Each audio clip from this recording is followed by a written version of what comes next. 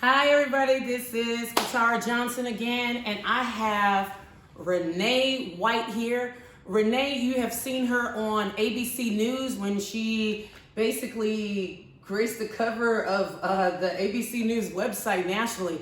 She's also been featured in The Spokesman. She has been the voice of a lot of youth here in Spokane. She has started organizing. She has so much passion, which you'll hear here in a hot second.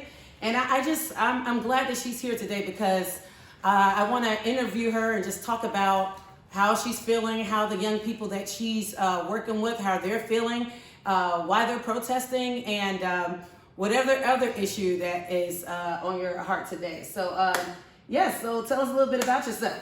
Well, my name is Renee White. I'm born and raised from Detroit, Michigan. Detroit? Yes. Okay, you might want to talk louder because I want to make sure they hear you. Okay, born and raised from Detroit, Michigan. Came out here a little after I was 18. I was a single mother when I came out here. I came out here after my brother was murdered, and I've been out here for almost a little over 10 years now. Wow. Somebody said, how do you know her? How did you all connect? I was 16 years old when I had my first son, a product of the #MeToo movement. And I came from the south side of Chicago. So I think we connect on multiple levels, being young moms and being from the inner city and wanting change. You remind me of me when I first started out. I was just like, I was out there. And I just, as I'm getting older, I'm like, okay, I can still advocate. I mean, just at some other levels. And so tell me why, how did you become like the leader of the resistance with young people?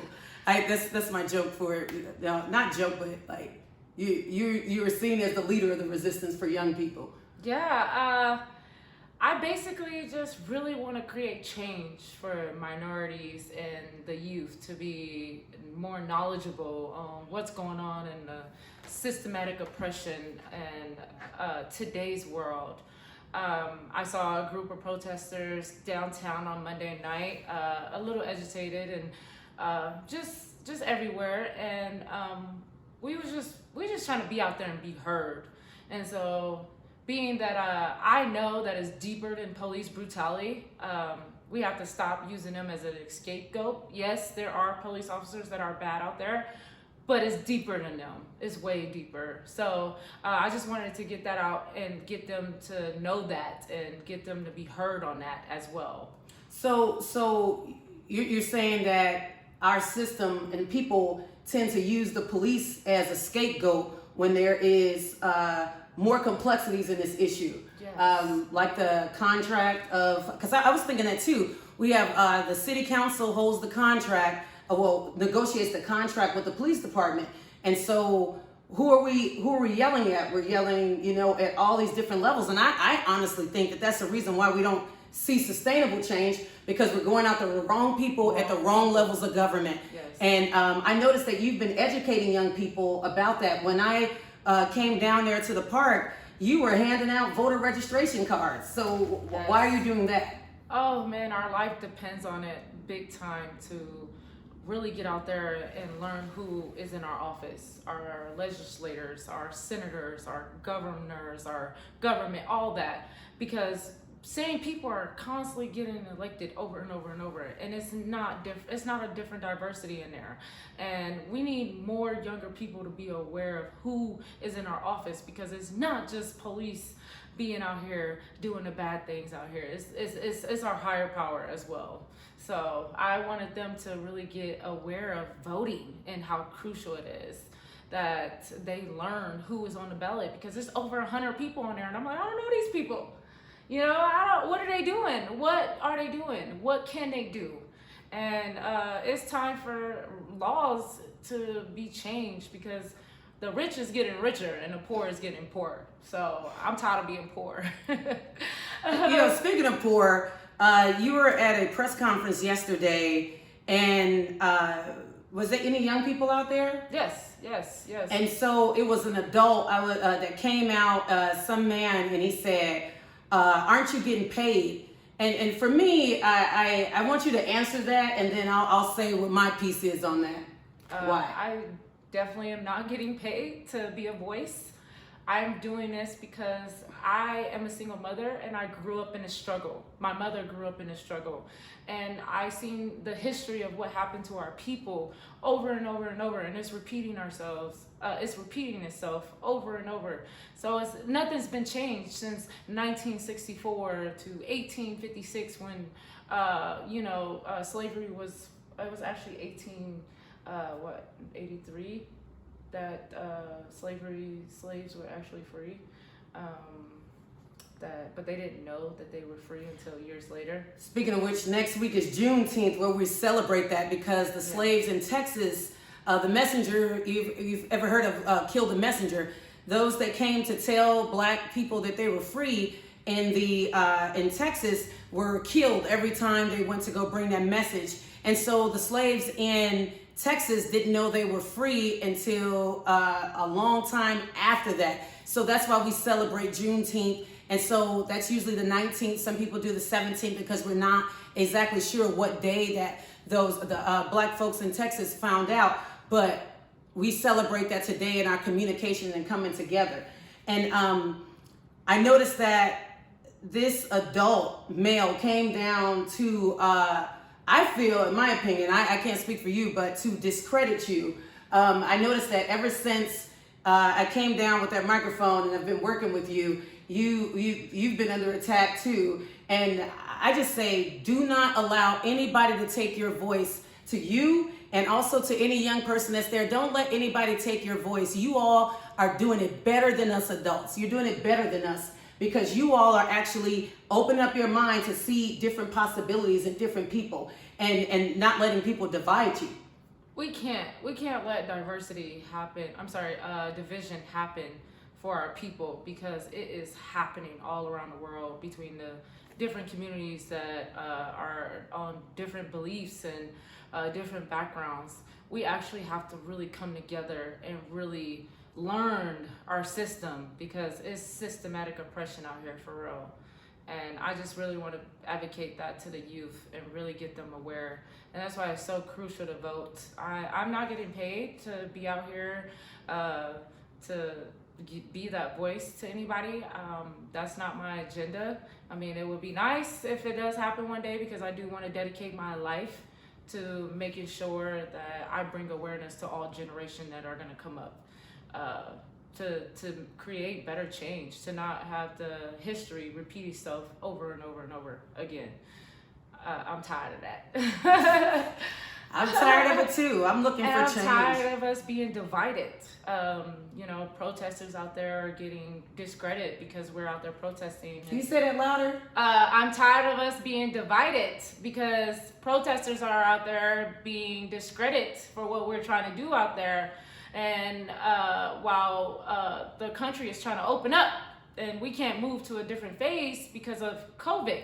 And so now other people who are not out there protesting are discrediting us because we're out there trying to get the word out there. So that's division right there. They're trying to divide us, and we can't let them divide us. We have to seriously unite. And that's with all different organizations out here, like the NAWCP, the Occupy Spokane. Like, reach out, please. Like, we are all different, yes.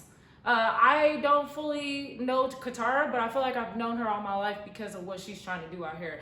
Yes, she has different backgrounds and different beliefs than I do. We may not agree on the same things, but we do have a common goal. And that common goal is to really bring awareness to the youth and get them up and elevate them to learn their system and make change, create change, because the same people are creating these laws that the police are being held accountable for, and they're not the lawmakers here. That's a good point. And I agree. Like, we don't agree on everything, but the things that we do agree on are the things that matter. And we have to be able to work together. And I think that we need to hold all elected officials to be accountable, because if we're sending people to Washington, D.C., if we're sending people, representatives to our state offices, if we're sending people to our city council, then they need to be held accountable for the work that they're doing, the laws that they're making, and not just when a black person is killed by police brutality. This needs to be the standard each and every day, that every citizen is given the right to their freedom, to be able to live in the United States of America and not be discriminated because of the color of your skin. And the way I look at it, you have, when you think black, people think dirty, evil, scary. And then when you think subconsciously of white, and I've asked questions like, what is the first thing that pop in your head for a white? They say clean and pure and spiritual. And so if people have that subconscious in their head that black is evil and dangerous and wrong, when a police officer and other people come in contact with a black person, I feel that those are the barriers that subconscious mind can't seem to break away from the vocabulary that we've built up over time. And so what I'm seeing is differences happening on our interaction. There's some cognitive dissonance when a police officer oftentimes that is of a different ethnicity sees a black person and they're dehumanized. And there's always some excuse as to why it happened. So I get it, and I get that you're out there, and I'm glad that you and young people are out there kicking butt and not letting people take your voice. Don't let them take your voice. I'm the same way. I'm not going to let people take my voice just because I have a friend on the opposite side of the aisle. And my friends, I'm down for people who are down for me. That's how I'm at. And if your policies support my people, then hey, we're in together. And I feel like everybody's selfish when it comes to voting. If you support veterans, I'm an 80% service-connected veteran. If you have policies that support me, I will support you. If you don't, that's not going to happen. But I just want to say I appreciate you for just bringing people together and being an example of what we have in common is way more important than what we have different. And I also want to thank you for standing up for women. Yes. Black women, white women, women in general. We have to stop tearing each other down. And the other day I interviewed Lisa Cole, who supported, went out there and grabbed that flag bravely and put that fire out. Yes. And regardless of people's belief and freedom of speech, that was important to her, and it was important to a lot of Americans. It was important to me because there's a lot of veterans out there and active duty service members that can't get on the political divide because they serve this country. So that's different.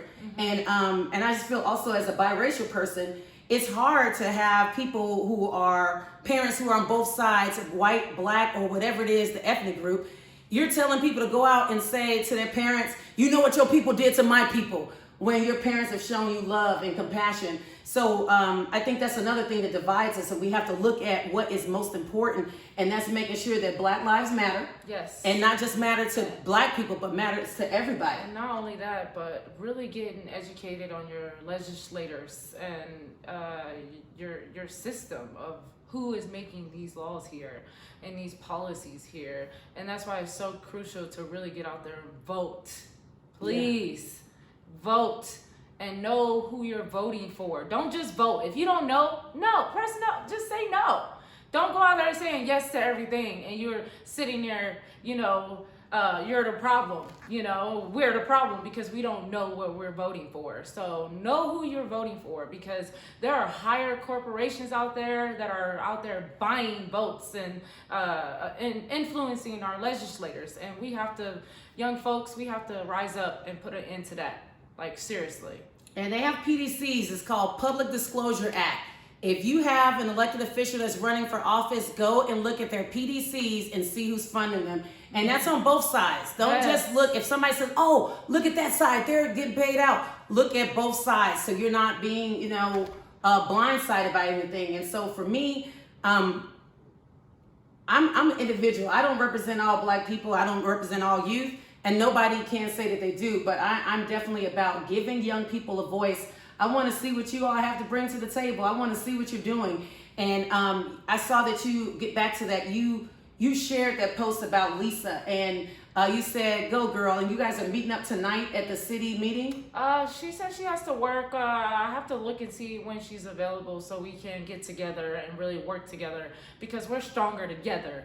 I can't do it by myself, and she can't do it by herself. We have to really come together as well as these other organizations out here. We can't have separate organizations out here no more. We have to bring all of them together so we can really create change out here, not just in police brutality, but in our system as well as in our higher power. Like, it's time for us to stand up and be the people, because we are the people.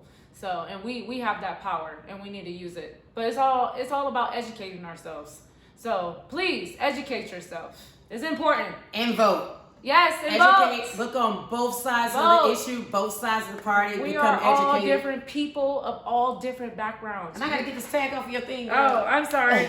We are all different people of all different backgrounds. So we're gonna have different beliefs, and that's okay. But we have to have a common goal here. We have to agree on what is wrong here. And that is systematic oppression for all people, especially low income, poverty people who are minorities.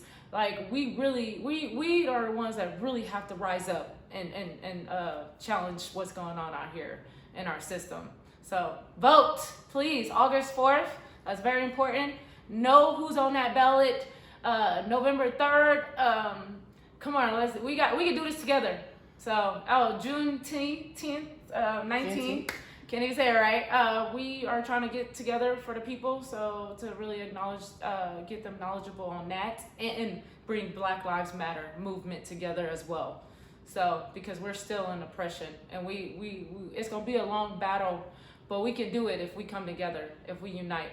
So we do it better together. Yes. So thank you so much. I appreciate you. I appreciate you standing up for what's right. I appreciate you trying to unify the community. I appreciate you bringing peace so that we could actually be heard, and young people can be heard.